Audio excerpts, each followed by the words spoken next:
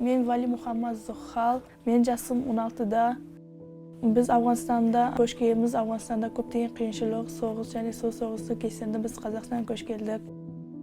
Мен Қазақстанда келген кезде тіл жағында қиын болды, өткені ата-анамызды бізді мектепке берді. Сол тілдің білу үшін, сосын сабақтарды оқу үшін.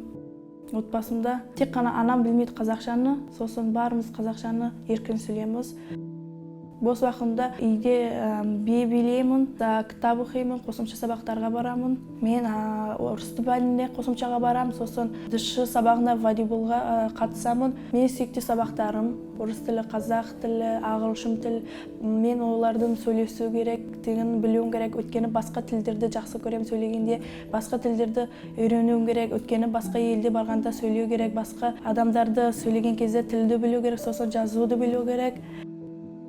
Менің отбасымда 9 бала, ата-анаммен 11 адамыз үйде. Үй шаруасында анамға көмектесемін, нан пісіруге көмектесемін, бала қарауға көмектесемін. Мамам бір жақта кеткен кезде мамамға көмектесемін, балаларға қараймын. Інілеріммен таттымын, өткені олар маған көмектеседі, оларға мен көмектесем сабақ жағында. Балалармен запарға барамыз, үй сауынына барамыз, сосын біз құрбыларыммен қыдыруға шығамын, солармен жүрем.